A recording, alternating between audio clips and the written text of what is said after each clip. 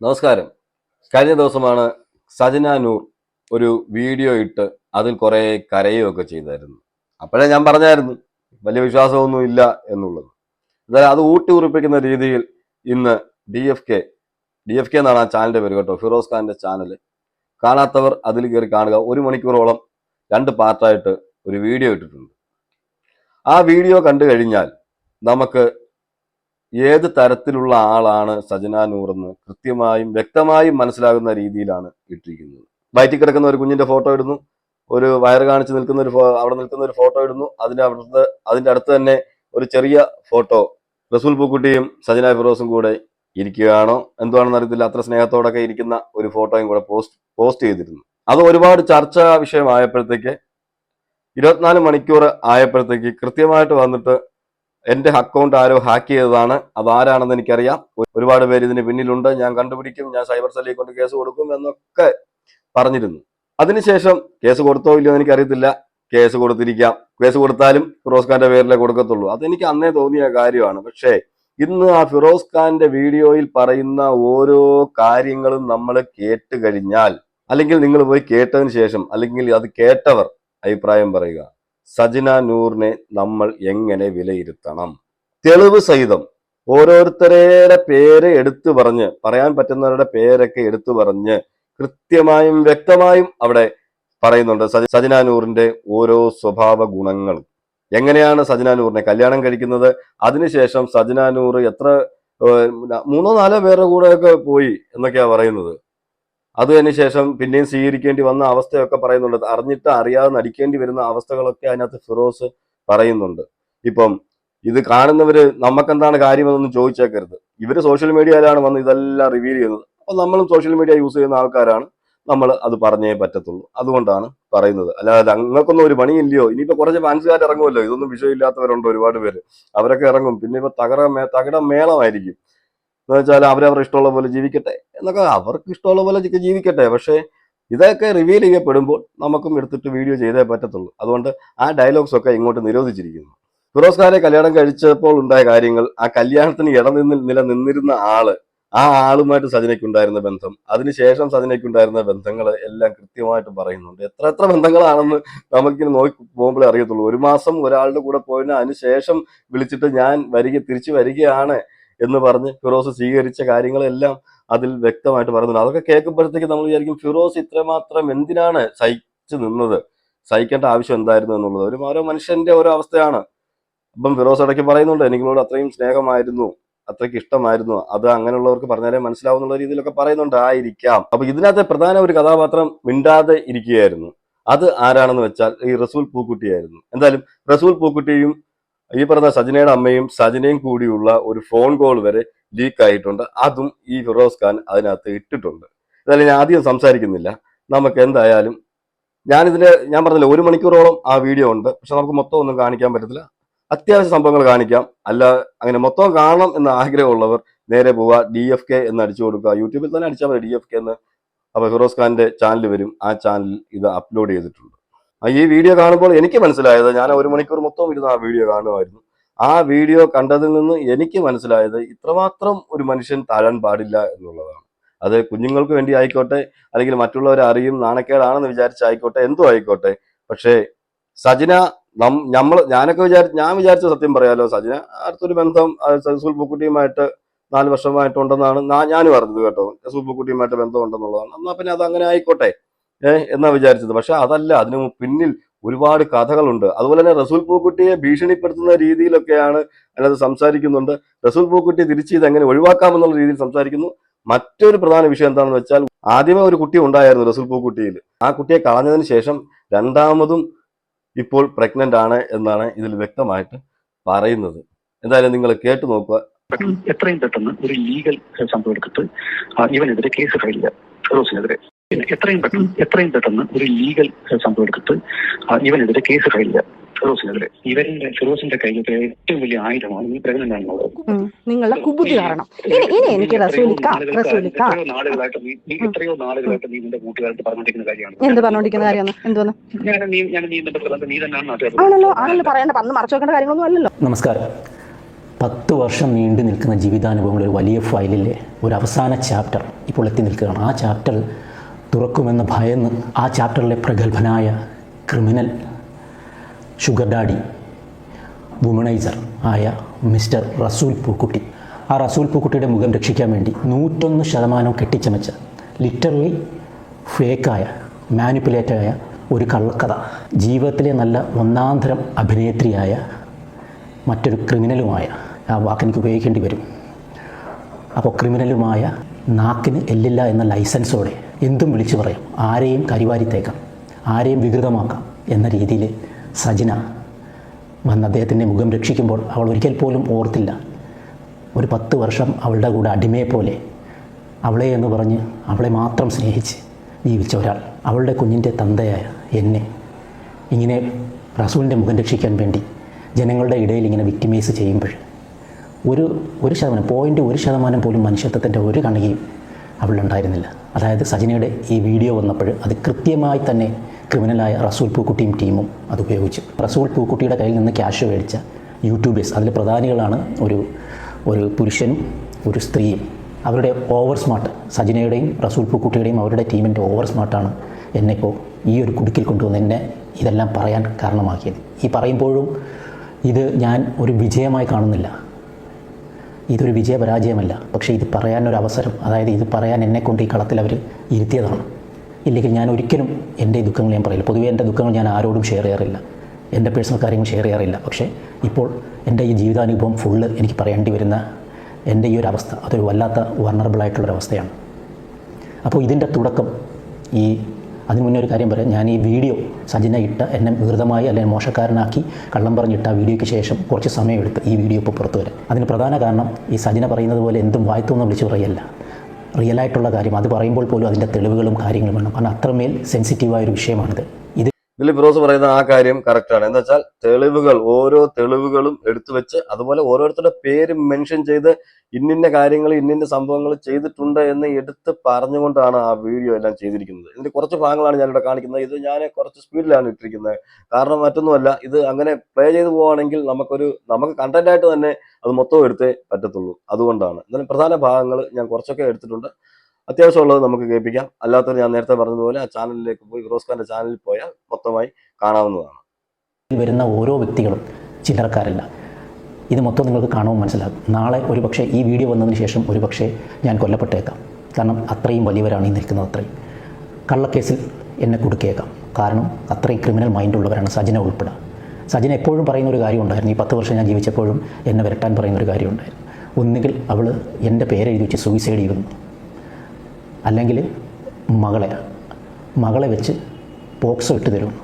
അവൾ തെറ്റ് ചെയ്യുമ്പോൾ ഞാൻ പിടിക്കപ്പെടുമ്പോഴും ഒക്കെ അവൾ പറയുന്നൊരു കാര്യമാണ്. അപ്പോൾ അത്രയും ക്രിമിനൽ മൈൻഡാണ്. ഏതറ്റം വരെ വേണമെങ്കിലും വിജയിക്കാൻ വേണ്ടി ഏതറ്റം വരെ വേണമെങ്കിലും സജന പോകും. അപ്പോൾ ഇപ്പോഴുണ്ടായ ഒരു കോളിളക്കം ഇതാണ്. സജന ഒരു ദിവസം, ഈ ഒരു മാസം പോലും ആയില്ലല്ലോ, ഒരു ദിവസം അവളുടെ ഇൻസ്റ്റാഗ്രാമിൽ വന്നിട്ട് അവളൊരു വീഡിയോ ഇടുകയാണ്. റസൂൽ പൂക്കുട്ടിയും സജനയുമായി 4 വർഷമായിട്ട് പ്രണയത്തിലാണ്, 3 മാസം ഗർഭിണിയാണെന്ന്. അടുത്ത ദിവസം തന്നെ കുറച്ച് മണിക്കൂർക്കുള്ളിൽ തന്നെ അവളുടെ അക്കൗണ്ടിൽ നിന്ന് അത് ഡിലീറ്റ് ചെയ്തു.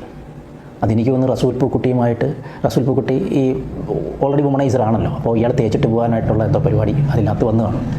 അപ്പോൾ ലോക്ക് ചെയ്യാൻ വേണ്ടിയാണ് സജന വീഡിയോ ചെയ്തത്. എല്ലാവർക്കും മനസ്സിലാക്കാൻ കഴിയാവുന്നൊരു കാര്യമുള്ളൂ.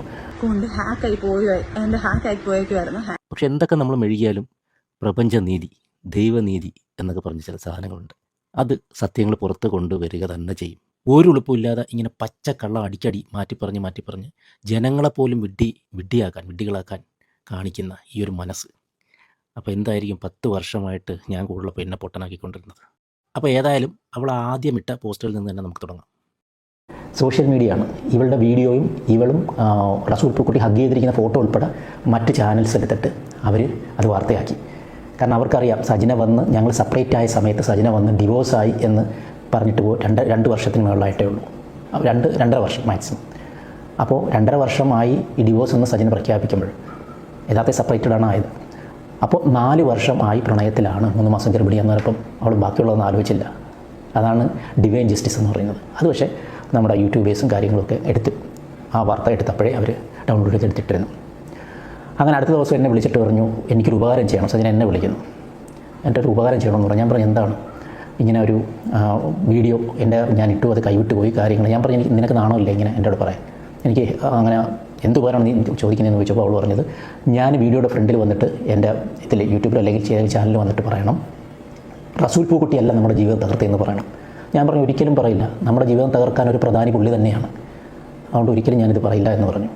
അങ്ങനെ സജിന വൈകിട്ടായപ്പോഴത്തേക്ക്, അന്ന് വൈകിട്ടാണെന്ന് തോന്നുന്നു, അദ്ദേഹം വന്നിട്ട് എന്നെ വീണ്ടും വിളിച്ചിട്ട് ഞാനിപ്പോൾ ഒരു ലൈവ് ഇടാൻ പോവുകയാണ്. ഞാൻ പറഞ്ഞു സജിന എന്നെ ഇതിലേക്ക് വലിച്ചഴിക്കരുത്, ഇത് ഞാനുമായിട്ട് ഒരു കണക്ഷനും ഇല്ല, നീ ഇതിലേക്ക് എന്നെ വലിച്ചഴിക്കരുത് എന്ന് പറഞ്ഞു. സജിന അതൊന്നും കേൾക്കാതെ വന്നിട്ട് ഞാൻ അതിനകത്ത് പല കമന്റുകളും ആ വീഡിയോയുടെ താഴെ കണ്ടിരുന്നു. അതിൽ കുറച്ച് പേര് അതിനകത്ത് കമന്റ് ഇട്ടിരുന്നത് ഫിറോസ് ഖാനും കൂടി അറിഞ്ഞുകൊണ്ട് റസൂൽ പൂക്കുട്ടിയിൽ നിന്നും പൈസ തട്ടാനുള്ള പരിപാടിയാണ് ഇത്, ഇവർ രണ്ടുപേരും ഇങ്ങനെയാണെന്നുള്ള രീതിയിലൊക്കെ ഒരുപാട് കമന്റുകൾ അതിനകത്ത് വന്നിരുന്നു. അതിനെക്കുറിച്ച് കൂടിയാണ് ഫിറോസ് പറയുന്നത്. എന്ന് വെച്ചാൽ ഫിറോസും കൂടി അറിഞ്ഞുകൊണ്ടാണ് ഈ കളി എന്ന് വരുത്തി തീർക്കുകയായിരുന്നു ശ്രമിച്ചത്. പക്ഷെ അതെല്ലാം പൊട്ടിപ്പാളീസായി എന്നുള്ളതാണ്. ഇന്ന് ഫിറോസ് ആ ഒരു വീഡിയോ ഇട്ടതോടെ എല്ലാം പൊട്ടിപ്പാളീസായി. എന്താന്ന് വെച്ചാല് അതിബുദ്ധി കാണിച്ചതാ. കാരണം എന്താ, ഫിറോസ് ഖാനെ കൊടുക്കാൻ വേണ്ടിയിട്ട് അതിബുദ്ധി കാണിച്ചു. പക്ഷേ ഫിറോസ് ഖാന്റെ അടുത്ത് ആദ്യം മുതലുള്ള തെളിവുകൾ മൊത്തം കയ്യിൽ ഇരിപ്പുണ്ടായിരുന്നു. ആ തെളിവുകൾ മൊത്തവും ആ വീഡിയോസിൽ നിരത്തിയിട്ടുണ്ട് എന്നുള്ളതാണ്. അതാണ് ഈ കർമ്മ എന്ന് പറയുന്നത്. നേരത്തെ ഫിറോസ് വീഡിയോ ഇട്ട് പറഞ്ഞതും അങ്ങനെയായിരുന്നു. കർമ്മ എന്നുണ്ട്, അത് ആര് എന്ത് തെറ്റ് ചെയ്താലും ഒരു സമയത്ത് പിടിക്കപ്പെടും എന്നുള്ളത്. എൻ്റെ വീട്ടിൽ കൂടെ ചേർത്ത് എനിക്ക് ഫിറോസിക്കാർക്കുമില്ലാത്ത എന്ത് പ്രശ്നമാണ് നാട്ടുകാർക്കുള്ളത് എന്ന് പറഞ്ഞിട്ട് റസൂൽ പൂക്കുട്ടിയെ ഗ്ലോറിഫൈ ചെയ്യുന്ന രീതിയിൽ അതിൽ സംസാരിച്ചു. അപ്പം ഞാനും ഇത് കണ്ടുകൊണ്ടിരിക്കുന്ന ജനങ്ങൾ എന്താണ് കരുതുക, എനിക്ക് മെസ്സേജ് വന്നതും അങ്ങനെയാണ്. ഞാൻ ഇതിനകത്ത്, അതായത് ഈ അഡൾട്ടറിക്ക് ഞാനും കൂടെ സമ്മതം മൂളുകയാണ് എന്നുള്ള രീതിയിലേക്കാണ് വന്നത്. അപ്പോൾ ഞാൻ വന്ന് വളരെ ഡിപ്ലോമാറ്റിക്കായിട്ട്, അപ്പോഴും സജിനായ ഞാൻ കുറ്റം പറയുന്നില്ല. നിങ്ങൾ എൻ്റെ എല്ലാ വീഡിയോയും ശ്രദ്ധിച്ചാൽ മനസ്സിലാകും, ഞാൻ ഒരിക്കലും സജിനായ എവിടെയും ഞാൻ കുറ്റം പറഞ്ഞ് കാണിച്ചിട്ടില്ല. ഞാൻ അപ്പോഴും ഇൻഡയറക്റ്റായിട്ടാണ്, റസൂൽ പൂക്കുട്ടിയുടെ പേര് പറഞ്ഞിട്ടില്ലായിരുന്നു, ഇൻഡയറക്റ്റാണ് ആയിട്ടാണ് ഞാൻ പറഞ്ഞത്. എത്ര വലിയ അവാർഡ് മേടിക്കുന്നവനും ഒരു സമയം ദൈവം അവന് പണി കൊടുക്കും എന്നൊക്കെയുള്ള രീതിയിൽ ഞാൻ പറഞ്ഞു പോയത്. ഇത് വീണ്ടും ഈ വാർത്തകൾ, അതായത് റസൂൽ പൂക്കുട്ടിയുമായിട്ടുള്ള സജിനയുടെ വാർത്തകൾ അവർക്ക് കൂടുതൽ ഈ റസൂൽ പൂക്കുട്ടിക്ക് വാരി തേൽക്കുന്ന രീതിയിലേക്ക് വന്നത് കാരണം സത്യം തന്നെയാണല്ലോ. വീണ്ടും അവർ എന്നെ ഇരയാക്കിയിട്ട് സജിന വന്നിട്ട് ഒരു വീഡിയോ ഇടുകയാണ്. ആ വീഡിയോ ഇടാൻ രണ്ട് കാരണങ്ങളുണ്ട്. ഒന്ന്, റസൂൽ പൂക്കുട്ടിയെ രക്ഷിക്കാൻ വേണ്ടിയിട്ടും, രണ്ടാമത് എനിക്ക് ഈ സമയം ഒരു ഓഡിയോ കിട്ടുകയാണ്, ഒരു വളരെ എവിഡൻ്റ് ആയിട്ടുള്ള ഒരു ഓഡിയോ. ഈ ഓഡിയോ സജിന തന്നെ റെക്കോർഡ് ചെയ്ത് റസൂൽ പൂക്കുട്ടിയും സജിനയുടെയും സജിനയായിട്ട് ഡിസ്കസ് ചെയ്യുന്ന കാര്യങ്ങൾ, ആ ഒരു കോൺവെർസേഷൻ റെക്കോർഡ് ചെയ്തിട്ട് അവരെ സുഹൃത്തുക്കൾ, ഇവരുടെ കൂടെ നിന്ന സുഹൃത്തുക്കൾക്ക് ഇവിടെ പണി കൊടുത്തായിരുന്നു, ഇവിടെ റസൂൽ പൂക്കുട്ടി കൂടെ. അത് കുറച്ച് പേരുണ്ട്, ഞാൻ പേരുകൾ പറയുന്നില്ല. ഇതിനുശേഷം ആ ഓഡിയോ ഞാൻ കേൾപ്പിക്കാം. ഇതിനു മുമ്പ് ഈ പറയുന്ന ഈ ഒരു ക്ലിപ്പിന് ശേഷം കുറെ കാര്യങ്ങളുണ്ട്. കുറെ കാര്യങ്ങൾ എന്ന് വെച്ചാൽ ഇവരുടെ ലൈഫിൽ നടന്ന കുറെ കാര്യങ്ങൾ, ഫിറോസിന്റെ ലൈഫിൽ നടന്ന കാര്യങ്ങൾ, അത് ഞാൻ ചുരുക്കി ഒന്ന് പറയാം. ഫിറോസിന്റെ ആദ്യ ഭാര്യയുമായിട്ട് പിരിഞ്ഞതിന് ശേഷം ഫിറോസിന്റെ കൂടെ ഡേഞ്ചറസ് ബോയ്സ് നടത്തിക്കൊണ്ടിരുന്നപ്പോൾ അതിന്റെ കൂടെ പ്രവർത്തിച്ചിരുന്ന നിയാസ് എന്ന് പറയുന്ന ഒരാൾ, ആ നിയാസ് എന്ന് പറയുന്ന ഒരാളുമായിട്ട് കമ്പനി ഉണ്ടായിരുന്നു. ഈ പറഞ്ഞ ഫിറോസിന് ആ ഡേഞ്ചറസ് ബോയ്സിലൊക്കെ അവസരങ്ങളൊക്കെ കൊടുത്തിരുന്നു. അങ്ങനെ അവരുടെ വീടിനടുത്താണ് ഈ പറഞ്ഞ സജിനയുടെ വീട്. അങ്ങനെ സജിന ഒരു ദിവസം ഫിറോസിനെ അറിയാമെന്ന് പറഞ്ഞപ്പോൾ ഫിറോസിന് ഫേസ്ബുക്കിൽ റിക്വസ്റ്റ് അയക്കുന്നു. ഫേസ്ബുക്കിൽ ഓർക്കുട്ടിൽ എനിക്കറിയില്ല, റിക്വസ്റ്റ് അയക്കുന്നു. ആ റിക്വസ്റ്റ് സ്വീകരിക്കുന്നു. അതിനുശേഷം അവർ തമ്മിൽ സംസാരിക്കുന്നു. അങ്ങനെ ഒരു പ്രണയത്തിലേക്ക് എത്തുന്നു.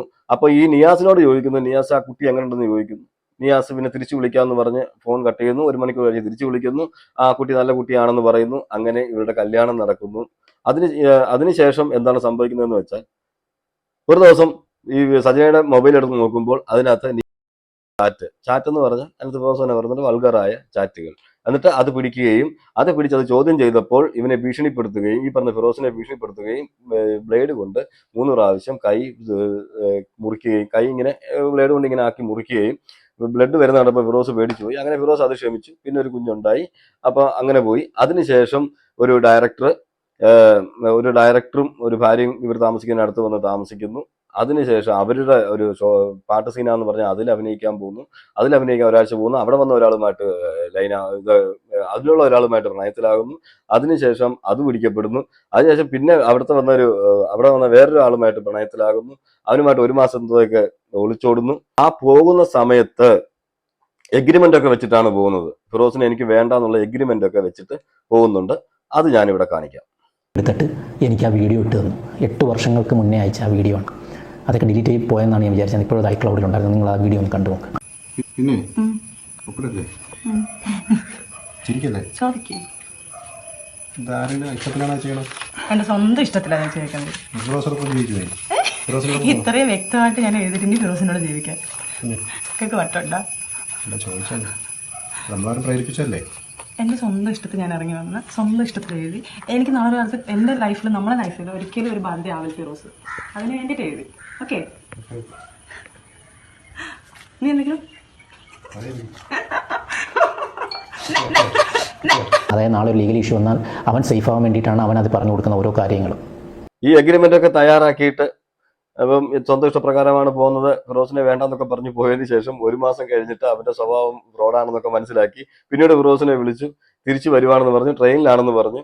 അതിനുശേഷം വീട്ടിൽ വന്നു കഴിഞ്ഞപ്പോഴത്തേക്ക് ഫിറോസ് സ്വീകരിച്ചു. വലിയ മനസ്സാണ്. എന്നുവെച്ചാൽ ഫിറോസിന് നോക്കിയപ്പോൾ വേണ്ട പിള്ളേര്, കൊച്ചു പിള്ളേര് ആരായാലും ഒന്ന് ക്ഷമിച്ചേക്കാമെന്ന് പറഞ്ഞ് ക്ഷമിച്ചായിരിക്കാം. പക്ഷെ ഇത് നാലാമത്തെ ക്ഷമയാണ്. ആ സമയം ആയപ്പോഴത്തേക്ക് എന്റെ പൊന്നോ, ഞാനത് കേട്ടപ്പോ ഉണ്ടല്ലോ, സത്യം പറയാമല്ലോ, എനിക്ക് ഒരു വശത്തുകൂടി ഈ ഫിറോസിനെ കുറിച്ച് ഓർത്തിട്ട് സങ്കടവും, മറുവശത്ത് ഈ സജിന ഇങ്ങനെ ഒരാളാണല്ലോ എന്നുള്ളൊരു തോന്നലും. എന്ന് വെച്ചാൽ നമ്മൾ ഇത്രയൊന്നും വിചാരിച്ചില്ല കേട്ടോ, ഇത്രയും വലിയൊരു സംഭവമാണ് സജിന എന്നൊന്നും ഞാൻ വിചാരിച്ചില്ല, സ്വപ്നത്തിൽ പോലും വിചാരിച്ചില്ല ഇത്രയും ഫ്രോഡ് തരം കയ്യിലുണ്ടെന്നുള്ള കാര്യം.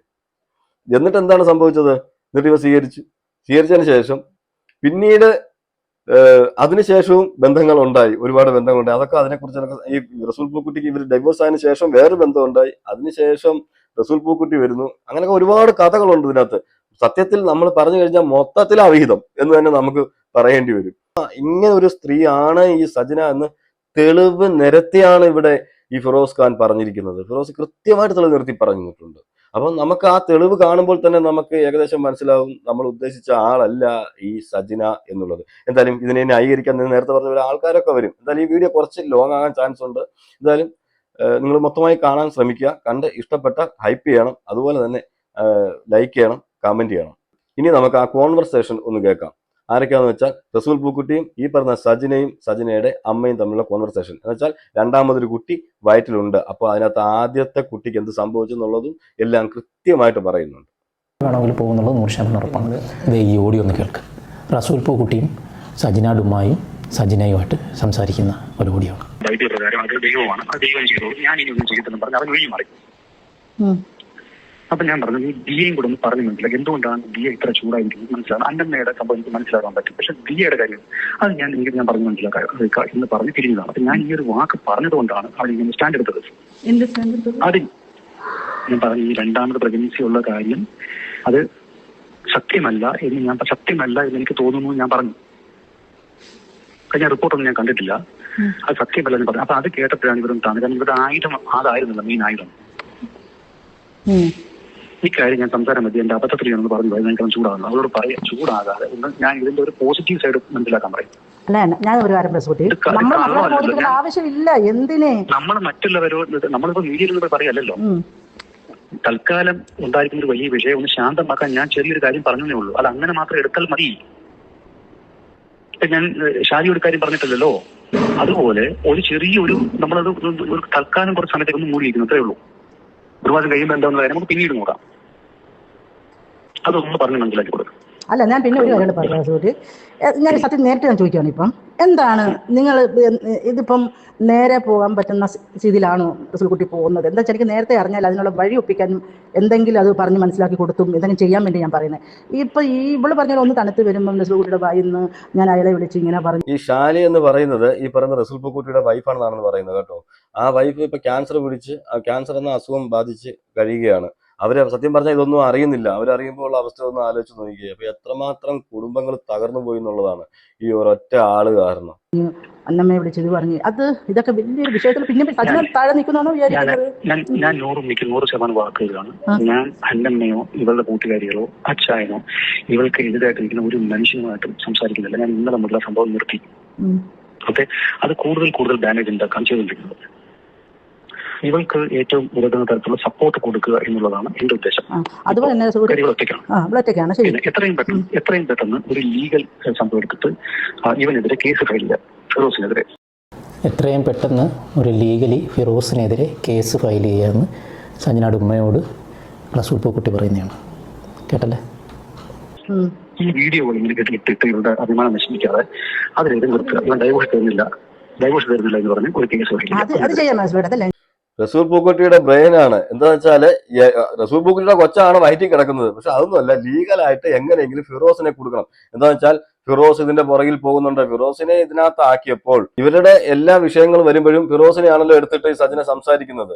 എന്നുവെച്ചാൽ ഫിറോസിന് പിന്നെ പബ്ലിക്കിൽ വന്നൊന്നും പറയാൻ പറ്റാത്ത അവസ്ഥയായി പോകും. നിങ്ങളെല്ലാം സപ്പോർട്ട് ചെയ്ത നേരത്തെ നിന്റെ വെട്ടിയോളെ എന്ന് പറഞ്ഞ് ആൾക്കാർ ചോദിച്ചു കളയും. അപ്പൊ ഫിറോസിനെ അത് മനസ്സില്ലാ മനസ്സോടെയാണ് പല സമയത്തും ഫിറോസ് അങ്ങനെ സംസാരിക്കേണ്ട അവസ്ഥ വന്നത്. അത് ഫിറോസ് ഇവിടെ പറയുന്നുണ്ട്.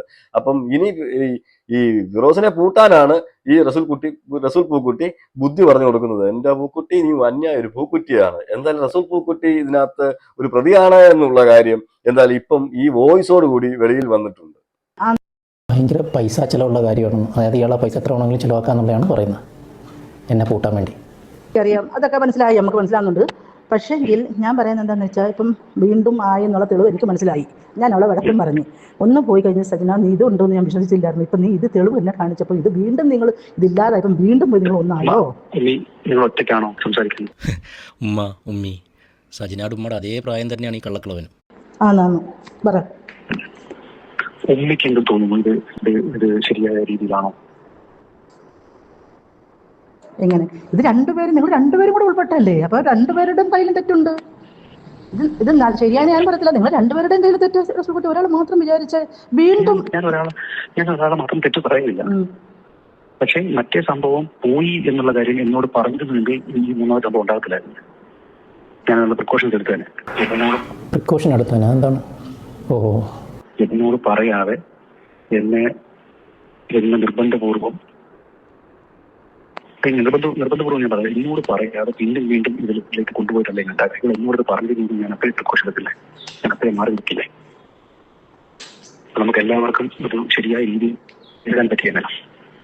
അതിനോട് അവസരം ഇവളും അമ്മനെ ചേർന്ന് ചെറുക്കാൻ കഴിയാറ്. എന്റെ എല്ലാ കാര്യം നേടിച്ചു കൊടുക്കാൻ വേണം. എന്നിട്ട് അവൾക്ക് കാര്യം മാറി. ഇനിയിപ്പോൾ അതെല്ലാം ഞാൻ പറയുന്നത് വരെ വന്നതും പോയതും പറഞ്ഞ് അങ്ങോട്ടും ഇങ്ങോട്ടും കളിക്കാതെ നിങ്ങൾ ഇനിയുള്ള മുന്നോട്ടുള്ളത് ഓരോരുത്തർ തമ്മിൽ ദേഷ്യം വന്ന് ഒറ്റ അടിക്ക് എന്തോ. ഹലോ ഹലോ, അച്ഛനടുത്ത് എന്ത് പറഞ്ഞത്? ഞാൻ അച്ചായനോട് അച്ചായൻ എന്തുകൊണ്ട് അങ്ങോട്ട് മാറി ഇവരുമായിട്ട് ചേർന്നു. കാര്യം അച്ചായൻ നല്ലപോലെ സംസാരിക്കുന്നത് എന്നെ കോൺസ്റ്റന്റ് ആയിട്ട് അച്ചായൻ ഫോളോ കേട്ടില്ല. പിന്നെ അത് ചെയ്യുന്നുണ്ടോ ഇത് ചെയ്യുന്നുണ്ടോ ഉള്ള കാര്യങ്ങൾ ചോദിച്ചുകൊണ്ടു. എന്റെ ഒരുപാട് പിന്നീടാണ് മനസ്സിലായത് അച്ചായൻ ആക്ച്വലി പിന്നെ പരിശോധന പിന്നീടാണ് മനസ്സിലായത്.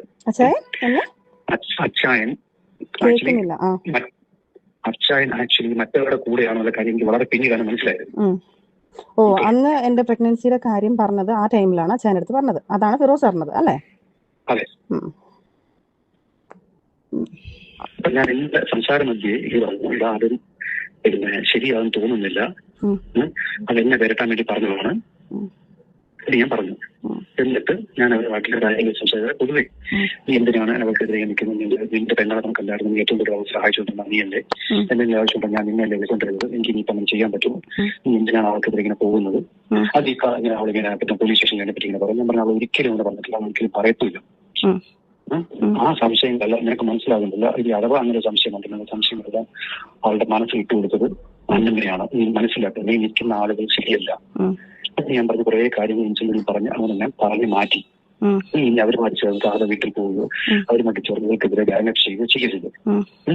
എന്നിട്ട് നീ ബൈബിൾ ഫോളോ ചെയ്യുന്ന ഒരാളല്ലേ, ഒരാളെ അപ്പൊ എന്നോട് ചോദിക്കുന്നത് ഇക്ക എന്തുകൊണ്ടാണ് അവർക്കെതിരെ ചെയ്യാറ്? ഞാൻ ചോദിച്ചാൽ ഞാൻ അത് എന്നോട് ചോദിച്ചു, നിങ്ങൾ ഇവിടെ ഇങ്ങനെ പറഞ്ഞിട്ടാണ് ബോംബെയിൽ ഇറങ്ങിയത്, അങ്ങനത്തെ ഒരാൾ നിങ്ങൾ എന്തിനാണ് പ്രൊട്ടക്ട് ചെയ്യുന്നത്? ഞാൻ ചോദിച്ചു, ഞാൻ എല്ലാവരും കൂടെ കടന്നുകൂടി ആക്രമിക്കുന്നത്. അപ്പൊ അവൾ എന്നോട് ചില അറിയാത്ത കാര്യങ്ങൾ ചെയ്തു. ഓക്കെ, അതിപ്പോ 2 ദിവസമാണ് ചെയ്തിട്ടുള്ളത്. പക്ഷേ എത്രയോ 2 ദിവസമാണ് എന്നോട് ചെയ്തിട്ടുള്ളത്. 2 മാസം ചെയ്തിട്ടുള്ളത്. പക്ഷെ അതിനേക്കാൾ എത്രയോ മാസങ്ങളിലാണ് അവൾ വളരെ നന്നായി നമ്മൾ പരസ്പരം ടൈം സ്പെൻഡ് ചെയ്തിട്ടുണ്ട്. ആ സമയങ്ങൾ മറന്നിട്ടാണോ ഞാൻ ഇതൊക്കെ ചെയ്യുന്നത്? ഞാൻ അങ്ങനെ ചെയ്യുന്ന ഒരാളല്ല. പിന്നെ എല്ലാവരും കൂടെ ആക്രമിക്കുമ്പോൾ ഒരാളെ വിക്ടിമൈസ് ചെയ്യുന്ന ആളല്ല ഞാൻ. നിങ്ങളൊരു സോഷ്യൽ വർക്കർ അല്ലേ? നിങ്ങളൊന്ന് സ്വയം ഒന്ന് മാറി നിന്ന് നിങ്ങൾക്ക് അവരോടുള്ള വിദ്വേഷം മാറ്റി വെച്ചിട്ട് നിങ്ങളൊരു സോഷ്യൽ വർക്കർ എന്ന നിലയിൽ നിങ്ങളൊന്ന് ചിന്തിച്ചു നോക്കൂ. നിങ്ങൾ ഒരാളെ ഇങ്ങനെ കടന്നാക്രമിക്കൂ, ഒരു സ്ത്രീയെ, അബലയായ ഒരു സ്ത്രീയെ, ഒറ്റയ്ക്ക് ഒരു സ്ത്രീയെ ആക്രമിക്കാൻ നിങ്ങൾ കൂട്ടുനിൽക്കൂ എന്ന് വെച്ചാൽ അവൾ ഒന്ന് ഒതുങ്ങി. അവൾ ഒതുങ്ങി. അപ്പൊ എനിക്ക് ഈ രണ്ടുപേരെ ഒതുക്കാൻ പറ്റുമോ? അന്നമ്മയായിട്ട് എനിക്ക് സംസാരിക്കാനേ പറ്റത്തില്ല, പറയുന്നത് എന്തും അവൾ നമുക്കെതിരെ ഉപയോഗിക്കും. അതുകൊണ്ട് അന്നമ്മയായിട്ട് ഒന്നും വിചാരിച്ചില്ല. ഇവർ രണ്ടുപേരോട് എനിക്ക് സംസാരിച്ച സംസാരം അവിടെ നിർത്തി. ഓക്കെ, ഞാനത് പറയാനുള്ളൊരു കാര്യം, ഇവരുടെ ഫിറോസിന്റെ കയ്യിൽ ഇപ്പൊ ഏറ്റവും വലിയ ആയുധമാണ് ഈ പ്രഗ്നന്റ് ആണെന്നുള്ളത്. ഓക്കെ, പ്രഗ്നൻസി പോയി എന്നുള്ള കാര്യം അവർക്കറിയാം. അന്നമ്മ സബ്സ്റ്റിറ്റ്യൂട്ട് ചെയ്തിട്ടുണ്ട്. ഓക്കെ, അപ്പൊ ഈ രണ്ടാമതുള്ള പ്രഗ്നൻസി അത് സത്യമല്ല, അത് എന്നെ പേടിപ്പിക്കാൻ പറഞ്ഞതാണ് എന്ന് പറഞ്ഞപ്പോ എല്ലാത്തിന്റെയും കൊമ്പൊടുങ്ങി. അത് അങ്ങനെ തന്നെ നിക്കട്ടെ, നീ അവര് നിന്നെ ഗ്യാങ്ങപ്പിൽ അറ്റാക്ക് ചെയ്തിരിക്കുകയാണ്, തെളിവുകൾ ഉണ്ടാക്കി ഫ്രൂട്ട്സ് സപ്ലൈ ചെയ്തുകൊണ്ടിരിക്കുകയാണ്. ഇപ്പൊ എനിക്ക് തോന്നുന്നത് എന്താണെന്നറിയോ അല്ല, എനിക്കിപ്പം തോന്നുന്നത് ഇക്കാണ് ഞങ്ങളുടെ ഇടയ്ക്ക് നിന്ന് ഡ്രാമ കളിക്കുന്നതെന്ന് ഇപ്പൊ എനിക്ക് തോന്നുന്നുണ്ട്. ഇപ്പം എന്നെ അച്ചായനും തിരുത്തിക്കുക, എന്നെയും അന്നമ്മയും തിരുത്തിക്കുക, എന്നെയും തീയും തിരുത്തിക്കുക എന്ന് എനിക്ക് ഇപ്പം തോന്നുന്നുണ്ട്. എനിക്കറിയത്തില്ല. അന്നമ്മയായിട്ട് സംസാരിക്കുന്ന സമയത്ത് മിക്ക എന്റെ അടുത്ത് പറഞ്ഞുകൊണ്ടിരുന്നത് അന്നമ്മ ശരിയല്ല, നീ അങ്ങനെ ചെയ്യരുത്, അവളായിട്ട് കൂട്ടുകൂടരുത് നിങ്ങൾ എന്റെ അടുത്ത് പറഞ്ഞുകൊണ്ടിരുന്നത്. അതെന്തുകൊണ്ടാണെന്ന് എനിക്കറിയത്തില്ല. ദിയയുടെ കാര്യത്തിൽ ഇപ്പൊ ഒന്നും പറഞ്ഞിട്ടില്ല. ദിയയുടെ കാര്യത്തിലേക്ക് പറഞ്ഞാൽ അവൾ എന്തുകൊണ്ട് ഇങ്ങനെ ചെയ്തതെന്ന് എനിക്ക് അറിയത്തില്ല എന്ന് തന്നെ പറഞ്ഞിട്ടുള്ളത്. അച്ചായന്റെ കാര്യത്തിലും ഞാൻ ഈ കാണിക്കുന്നത് അതുകൊണ്ടാണെന്ന് പറഞ്ഞിട്ടുണ്ട്.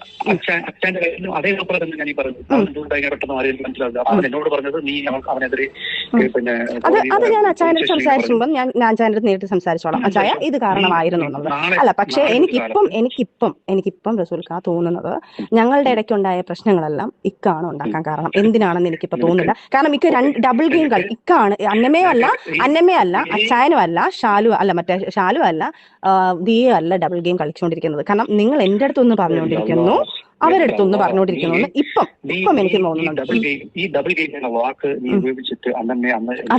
അതുകൊണ്ടാണല്ലോ. കാരണം അവൾ അന്ന് എൻ്റെ അടുത്ത് പറയുന്നുണ്ട്, സജന ഇക്ക നീ സംസാരിക്കുന്ന കണക്കല്ല, നിന്റെ അടുത്ത് സംസാരിക്കുന്ന കണക്കല്ല സജന, ഞങ്ങളുടെ അടുത്ത് സംസാരിക്കുന്നത് നീ മനസ്സിലാക്കും മോളെ എന്ന് എൻ്റെ അടുത്ത് അന്നമ്മ പറയുമ്പോൾ പോലും ഞാൻ അന്നമ്മയല്ല വിശ്വസിച്ചത്. പാവം അവൾ. ഇപ്പൊ എനിക്ക് തോന്നുന്നു അവൾ വെറും പാവമാണ്. ഇതിനകത്ത് നിങ്ങൾ ഗെയിം കളിച്ചുകൊണ്ടിരുന്നതാണെന്ന് ഇപ്പൊ എനിക്ക് മനസ്സിലാവുന്നുണ്ട്. ചെന്ന് കേൾക്കൊടുക്കുന്നില്ല. നിങ്ങൾ ഇപ്പൊ ഇതുപോലെ അവിടെ നിന്ന് അവരുടെ അടുത്ത് ഒന്ന് പറയുന്നു, എന്റെ അടുത്ത് ഒന്ന് പറയുന്നു, അവരുടെ അടുത്തൊന്ന് പറയുന്നു, എന്റെ അടുത്തൊന്ന് പറയുന്നു. ഇതാണ് ഇവിടെ നടന്നുകൊണ്ടിരുന്നത്. ഈ നിമിഷം എനിക്ക് മനസ്സിലായിട്ടുണ്ട്. പിന്നെ നിങ്ങളെ രണ്ടാമത് കുഞ്ഞുണ്ടായത് ആദ്യം ഒരു കുഞ്ഞിനുണ്ടാക്കി എനിക്ക് അബോട്ട് ചെയ്ത് തന്നു. അബോട്ട് ചെയ്തു ഞാനത് അബോട്ട് ചെയ്ത് കളഞ്ഞു. രണ്ടാമത് ഈ പൂർണ്ണമായപ്പം അത് 2 മാസം കഴിഞ്ഞപ്പോൾ പോയി എന്നുള്ളത് സത്യം തന്നെയാണ്. അപ്പം എനിക്ക് ഓൾറെഡി ആ കുഞ്ഞിനെ നിങ്ങൾ പ്രൊട്ടക്ട് ചെയ്യാൻ തുടങ്ങിയതും, നിങ്ങൾ എനിക്ക് മേടിച്ചും തരാൻ തുടങ്ങിയതും, എന്നെ ആ കുഞ്ഞിന് വേണമെന്നുള്ളൊരു തീരുമാനം നമ്മൾ മ്യൂസിൽ എടുത്തു കഴിഞ്ഞപ്പോൾ എനിക്ക് നിങ്ങളൊരു കുഞ്ഞിന് ആവശ്യമാണ്. അത് കഴിഞ്ഞിട്ടും നമ്മൾ സന്തോഷത്തോടെയാണ്. ഒരു പ്രാവശ്യമേ ഉള്ളൂ ഞാനൊന്ന് ഇക്കാനടുത്ത് ബലമായി പീഡിപ്പിച്ച് ഇക്കാനൊക്കെ എനിക്ക് ഇക്കാനെ വേണമെന്നും ബലമായിട്ട് ഞാൻ ഷാദിത്തുള്ള സമയത്ത് ഞാൻ ഇക്കാലത്ത് പറഞ്ഞിട്ടുണ്ട്. അത് ഇതൊന്നും അല്ല. ഇതിന് ഷാദിത്ത ഉള്ള സമയത്തെന്ന് പറയുന്നത് പുള്ളിയുടെ വൈഫാണ് ഷാദി. ഷാദിത്ത ഉള്ള സമയത്താണ് ബലമായിട്ട് കുഞ്ഞിനെ വേണമെന്ന് പറഞ്ഞിട്ടേ ഉള്ളൂ. 2 മാസം മുന്നേ ആണത്. ഈ പ്രാവശ്യം അതായത് കഴിഞ്ഞ മാസം, അതായത് ഈ പ്രശ്നങ്ങളൊക്കെ നടക്കുമ്പോൾ നമ്മൾ സന്തോഷത്തോടെ ഫിസിക്കൽ അറ്റാച്ച്മെന്റ് ആയപ്പോഴാണ് ഈ കുഞ്ഞായത്. അല്ലാതെ ഞാൻ നിങ്ങളെ പീഡിപ്പിച്ചോ, ഞാൻ നിങ്ങളെ അബ്യൂസ് ചെയ്തോ, നിങ്ങളിരിക്കുന്ന സാധനം എടുത്തിട്ട് എൻ്റെ അടുത്ത് വെച്ചിട്ട് എനിക്ക് കുഞ്ഞിനുണ്ടാക്കാൻ പറ്റത്തില്ലല്ലോ. നിങ്ങൾ എനിക്ക് ഉള്ളിൽ തന്നിട്ടുണ്ടായല്ലോ കുഞ്ഞുണ്ടായത്. അല്ല, പറയുന്നുണ്ടല്ലോ. ആണല്ലോ പറഞ്ഞ അച്ഛൻ്റെ അടുത്ത് അങ്ങനെ തന്നെയാണല്ലോ. ഞാൻ കള്ളത്തനം പറയുന്നുണ്ടെന്ന്. ഇനി റസൂലിക്കാൻ ഞാനൊരു കാര്യം പറ്റേ. എനിക്ക് നിങ്ങളെ ഭാര്യയുടെ ഇത്രയും ദിവസവും ഞാൻ പറഞ്ഞ കണക്ക് ഷാദിത്തയുടെ കാര്യത്തിൽ ഞാനിട്ട് ഇങ്ങനെ പറയുന്നെങ്കിലും എൻ്റെ ഉള്ളിൽ ഒരു വിഷമമുണ്ട്. അത് അന്നമ്മയ്ക്കും അറിയാം, ദിയയ്ക്ക് അറിയാം, അച്ചായനും അറിയാം. ഞാൻ ഒരിക്കലും അങ്ങനെ ചെയ്യുന്ന ഒരു കുട്ടിയല്ല. ഇവരെ കൊല്ലാൻ വേണ്ടി ദേഷ്യപ്പുറത്ത് ഞാൻ പറഞ്ഞിട്ടുണ്ടായിരിക്കും, അവർ സത്താലും കുഴപ്പമില്ല, എനിക്കിത് മതി, എനിക്ക് പൈസ മതി എന്ന്. പൈസ മതിയായിരുന്നെങ്കിൽ ഇവർക്കും അറിയാം നല്ല രീതി നിങ്ങളുടെ കയ്യിലൊന്നുമില്ല എന്നുള്ളത്.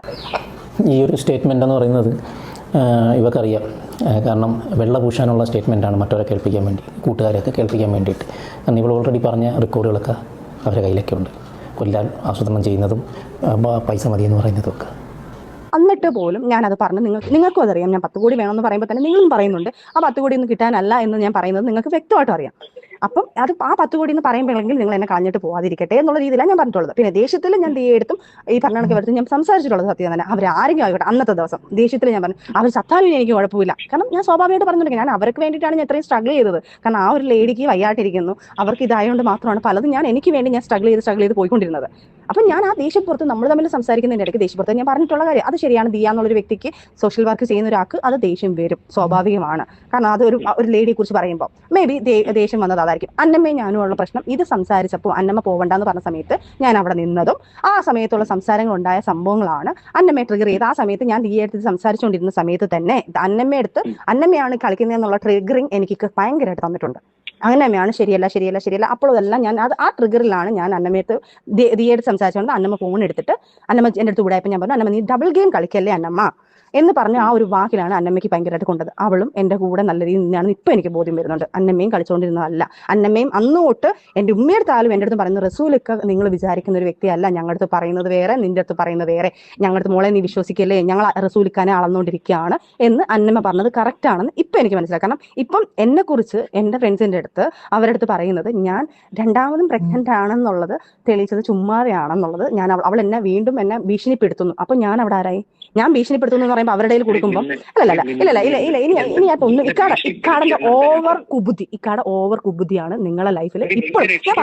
ഞാൻ പറഞ്ഞോട്ടെ എന്ത് രക്ഷ ഞാൻ പറഞ്ഞോട്ടെ, നിങ്ങളെ ഓവർ കുബുദ്ധിയാണ് നിങ്ങളെ ലൈഫിൽ നമ്മളെ കാര്യം വരെ പുറത്ത് വന്നതും എൻ്റെ ഫ്രണ്ട്സിന്റെ അടുത്ത് എനിക്ക് ഇങ്ങനെ സംസാരിക്കേണ്ട അവസ്ഥകൾ വന്നതും ഇതെല്ലാം നിങ്ങളെ ഓവർ കുബുദ്ധി, നിങ്ങളുടെ കുബുദ്ധി കാരണം. ഇനി എനിക്ക് റസൂലിക്ക എന്ത് പറഞ്ഞോണ്ടിരിക്കുന്ന കാര്യമാണ്? എന്തോന്ന് ആണല്ലോ പറയേണ്ട, അന്ന് മറച്ചു വെക്കേണ്ട കാര്യങ്ങളൊന്നും അല്ലല്ലോ, ഞാൻ തന്നെയാണല്ലോ അടുത്ത് പറഞ്ഞത്.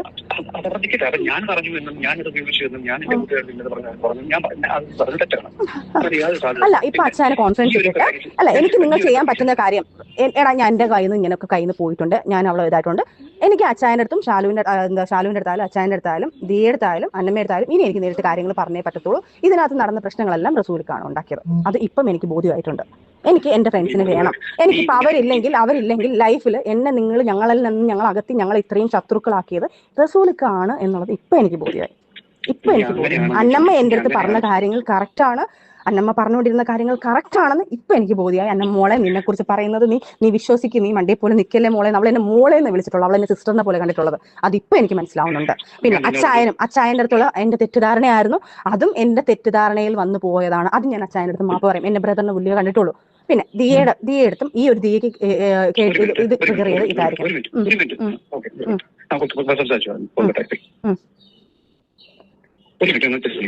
ആരെ വിളിക്കാന്ന് എന്തോന്ന്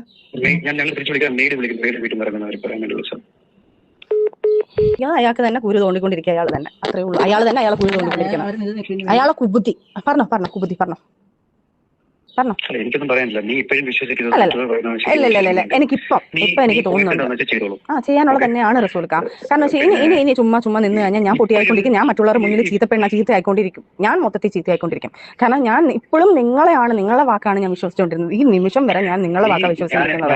പക്ഷെ നിങ്ങൾ ശരിക്കും ഡബിൾ എന്നല്ല ട്രിപ്പിൾ എന്നല്ല നിങ്ങൾ കളിക്കുന്ന ഗെയിം എൻ്റെ അടുത്ത് മറ്റേ മൂപ്പൻ വരെ എൻ്റെ അടുത്ത് ഇപ്പൊ പറഞ്ഞതാ, നിങ്ങൾ വിചാരിക്കുന്ന കണക്കല്ല റസൂൽക്ക. കുറെ പെണ്ണുങ്ങൾ എനിക്ക് മെസ്സേജ് ഇട്ടിട്ടുണ്ട് മൂപ്പൻ എൻ്റെ അടുത്ത് പറഞ്ഞ കാര്യങ്ങളോ. മൂപ്പൻ എന്ന് പറയുന്നത് നമുക്ക് വളരെ അടുത്തറിയാവുന്ന കക്ഷിയാണ്. എന്നെ സജിനെയൊക്കെ അറിയാവുന്ന മൂപ്പൻ വ്ളോഗിലെ മൂപ്പനെ കുറിച്ചാണ് പറയുന്നത്. ഇതൊക്കെ ഞാൻ എന്നിട്ടും നിങ്ങളല്ല എന്റെ ഫ്രണ്ട്സ് പറഞ്ഞിട്ടും ഞാൻ നിങ്ങളല്ല, നിങ്ങൾ തന്നെ വിശ്വസിക്കുന്നു. അത് മൂപ്പൻ ഇട്ടോളൂ, അത് നിങ്ങൾ ഇട്ടിട്ടില്ലെങ്കിൽ അത് ഓക്കെ, നിങ്ങൾ ഇട്ടിട്ടില്ലെങ്കിൽ ഇട്ടേക്ക്, അത് എനിക്ക് വിഷയമല്ലല്ലോ. കാരണം നിങ്ങൾ ഇട്ടിട്ടുണ്ടെങ്കിൽ കാലം തെളിയിക്കും, അത് വെളിയിൽ വരും. ഇപ്പം കാലം ഓരോന്ന് തെളിയിപ്പിച്ചോണ്ടിരിക്കില്ലേ. നിങ്ങളെ വായിന്ന് തന്നെ ഞാൻ അറിഞ്ഞു അച്ചായൻ്റെ അടുത്ത് ഇങ്ങനെയൊക്കെ ഞാൻ പറഞ്ഞുകൊണ്ടിരിക്കുന്നത്. എനിക്ക് അമ്മച്ചി നിങ്ങൾ ഇതിനകത്ത് വേണ്ട എനിക്ക് അമ്മച്ചി നിങ്ങൾ ഇതിനകത്ത് വേണ്ട എന്തിനാണുള്ള പറഞ്ഞ കാര്യങ്ങൾ എന്റെ ഫ്രണ്ട്സിനെ ഇതിനകത്ത് ഒതുക്കിയിട്ട് നിങ്ങൾക്ക് ഞാൻ എന്തെങ്കിലും ഒരു വീഡിയോ ഇട്ട് കഴിഞ്ഞാൽ, ഞാൻ എന്തെങ്കിലും ഒരു വീഡിയോ ഇട്ടാലും ഞാൻ എന്തെങ്കിലും ഒരു സാധനം വെളിയിൽ ഇട്ട് കഴിഞ്ഞാൽ നിങ്ങൾക്ക് സേഫ് ആവണം അല്ലേ? അതാണല്ലോ റസൂൽക്ക നിങ്ങളെ വൈഫിന്റെ അടുത്ത് പറഞ്ഞെങ്കിൽ പ്രഗ്നന്റ് കാര്യം പറഞ്ഞേ പറ്റത്തുള്ളൂ റസൂൽക്ക. ഇനി എനിക്ക് ഇനിയിപ്പോ എനിക്ക് പറ്റത്തില്ല. ഞാൻ എത്ര അതായത് റസൂൽ പൂക്കുട്ടിയുടെ ലീഗലിയുള്ള വൈഫ്, അതാണ് ഷാദി. ആ ഷാദിയത്തെ അടുത്ത് ആ വിഹിതത്തിലുണ്ടായ കുഞ്ഞിൻ്റെ കാര്യം പറയണമെന്ന്. അവർക്ക് ഒന്നാമതേ ക്യാൻസറായിട്ടുള്ള ഒരു പേഷ്യൻ്റാണ്. അതൊക്കെ പറഞ്ഞാൽ അവർ എത്രയോ ക്ഷമിക്കുന്നുണ്ട്. എല്ലാം ഞാൻ നിങ്ങൾ കുടുംബക്കാരെ വിടാം. എന്നിട്ട് ഇയാൾ നമ്മളിന്ന് സംസാരിച്ചതിന് ശേഷമല്ലേ ഇയാൾ അവരെ വിളിച്ചിട്ട് ഇങ്ങനെ സംസാരിച്ചത്? ഇത് അതിന് ശേഷമാണ് അയാൾ സംസാരിച്ചത്. എന്റെ ഫ്രണ്ട്സിനെ വിളിച്ചിട്ട് എന്നെ കുറിച്ച് കുറ്റം പറഞ്ഞ അച്ചായൻ്റെ അടുത്ത് വിളിച്ച് പറഞ്ഞു കൊടുക്കുന്നു, ഇങ്ങനെയാണ് ദിയെ അടുത്ത് പറഞ്ഞു കൊടുക്കുന്നു, ഇങ്ങനെയാണ്. അതല്ലേ ഞാൻ പറഞ്ഞത്, നമ്മളിത്ര തീരുമാനം എടുത്തല്ലോ. അന്നേരം ഇയാൾ നല്ല കുഞ്ഞ് കാണിക്കാൻ എന്തിനാണ് അവിടെ കിടന്ന് കാണിച്ചുകൊണ്ടിരിക്കുന്നത്? ഞാൻ എന്റെ അടുത്ത് പുള്ളിയുടെ പറഞ്ഞു, ഞാൻ അടുത്ത കള്ളത്തരം കൊണ്ട് വന്നിട്ടുണ്ട്, ഞാൻ അടുത്ത പ്രഗ്നന്റ് ആണെന്ന് പറഞ്ഞു. എന്തായാലും ഈ വീഡിയോ മൊത്തവും കേട്ട് കഴിഞ്ഞപ്പോൾ നിങ്ങൾക്ക് മനസ്സിലായില്ല, അതിനകത്ത് കുറെ കാര്യങ്ങൾ സജിന പറയുന്നുണ്ട്. അതൊന്നും ഞാൻ ഇതിൽ എടുത്ത് പറയാത്തത് എന്താണെന്ന് വെച്ചാൽ, സജിന അത്രയും വൾഗറായിട്ടാണ് സംസാരിക്കുന്നത്. ഒറ്റയ്ക്കുണ്ടാകുമോ അല്ലെങ്കിൽ ഇങ്ങനെയാണല്ലോ സംഭവിച്ചത് എന്നുള്ള രീതിയിലൊക്കെ ഒരുപാട് പറയുന്നുണ്ട്. അപ്പം ഫിറോസ് അതിന്റെ ഓരോ കാര്യങ്ങൾ എടുത്തെടുത്ത് സംസാരിക്കുകയും ചെയ്യുന്നുണ്ട്. ഫിറോസിന്റെ തെളിവുകൾ ഫിറോസ് കൃത്യമായിട്ട് നിരത്തിയിട്ടുമുണ്ട്. അപ്പം ഈ ഒരു കേസ് കെട്ടിൽ ഞാൻ നേരത്തെയും പറഞ്ഞിട്ടുണ്ട്, ഫിറോസിന്റെ ഭാഗത്ത് തെറ്റ് വരാൻ സാധ്യതയില്ല. എനിക്ക് ഈ പറയുന്ന സജിനയെ എനിക്ക് ആദ്യം മുതലേ എനിക്ക് വിശ്വാസമില്ല എന്ന് ഞാൻ പറഞ്ഞിരുന്നു. മറ്റൊന്നും കൊണ്ടല്ല, ഈ വിഷയങ്ങളിൽ ചില വിഷയങ്ങൾ ഞാൻ നേരത്തെ അറിഞ്ഞ കാര്യങ്ങളാണ്. അപ്പം അത് അറിഞ്ഞത് കൊണ്ട് ശേഷം അത് പബ്ലിക്കിൽ അങ്ങനെ വന്നിട്ടുമില്ലായിരുന്നു. അപ്പൊ നമുക്കത് പറയാൻ പറ്റത്തില്ല. അതുകൊണ്ടാണ് അന്ന് ഹാക്ക് ചെയ്ത വിഷയം പറഞ്ഞപ്പോഴും ഞാൻ എന്റെ വീഡിയോയിൽ പ്രത്യേകം പറഞ്ഞത് എനിക്ക് അതിനകത്ത് വലിയ വിശ്വാസയോഗ്യതൊന്നുമില്ല. എന്തായാലും കൊണ്ട് കേസ് കൊടുക്കും നമുക്ക് അറിയാൻ പറ്റുമല്ലോ. അതിന് കേസിന്റെ അപ്ഡേഷൻ ഒന്നും പിന്നെ പറഞ്ഞൊന്നുമില്ല. അപ്പം ഇത് സത്യത്തില് ഫിറോസ് ഖാനെ കുരുക്കാനുള്ള ഒരു കുരുക്കിട്ടതാണ്. അത് അതിനകത്ത് എല്ലാവർക്കും പങ്കുണ്ട്. ഈ പറയുന്ന സജിന നൂറിനും ഉണ്ട്, അതുപോലെ തന്നെ റസൂൽ പൂക്കുട്ടിക്ക് നല്ലൊരു പങ്കുണ്ട്. എന്താണെന്ന് വെച്ചാൽ ഇവർക്ക് എല്ലാവർക്കും ഫിറോസിനെ കുരുക്കുക എന്നുള്ളതായിരുന്നു. പക്ഷെ അവസാനം എന്തായി? അവസാനം കുരുങ്ങിപ്പോയത് ആരാണ്? അതാണ് കർമ്മ. അന്ന് ഫിറോസ് പറഞ്ഞ പോലെ കർമ്മ എത്ര തെറ്റ് ചെയ്താലും എന്തൊക്കെ ചെയ്താലും മറ നീക്കി ഒരു ദിവസം സത്യം പുറത്തു വരും എന്നുള്ളത്. എന്തായാലും ഫിറോസിന്റെ ഈ വീഡിയോ നിങ്ങൾ എല്ലാവരും കയറി കാണണം. ആ ചാനലിന്റെ ലിങ്ക് ഞാൻ ഡിസ്ക്രിപ്ഷനിൽ കൊടുത്തേക്കാം. 2 വീഡിയോയുടെ ലിങ്ക് ഞാൻ എന്റെ ഡിസ്ക്രിപ്ഷനിൽ കൊടുത്തേക്കാം. നിങ്ങൾ കയറി കാണുക. എന്നിട്ട് നിങ്ങൾ നിങ്ങളുടെ അഭിപ്രായങ്ങൾ രേഖപ്പെടുത്തുക. എന്തായാലും എനിക്കിതിനെ കുറിച്ച് ഇപ്പോൾ ഇത്രയും സംസാരിക്കാനുള്ളൂ. എന്ന് വെച്ചാൽ ഈ വീഡിയോ ഒരുപാട് ലോങ് ആയി പോകും. ഒരുപാട് കാര്യങ്ങൾ പിന്നെ സംസാരിക്കാനുണ്ട്. ഇനി വേറെ എന്തെങ്കിലുമായിട്ട് ഇനി സജിന വരുമ്പോൾ നമുക്ക് അതിനെക്കുറിച്ച് ഇതും കൂടെ എടുത്തു വെച്ച് നമുക്ക് സംസാരിക്കാമെന്നുള്ളതേ ഉള്ളൂ. എന്തായാലും നിങ്ങൾ നിങ്ങളുടെ അഭിപ്രായങ്ങൾ കമന്റ് ചെയ്യുക. വീഡിയോ ഇഷ്ടപ്പെട്ടാൽ കമന്റ് ചെയ്യുക, ലൈക്ക് ചെയ്യുക, ഷെയർ ചെയ്യുക, ഹൈപ്പ് ചെയ്യുക. ഓക്കെ, മറ്റൊരു വീഡിയോയുമായിട്ട് നമുക്ക് കാണാം.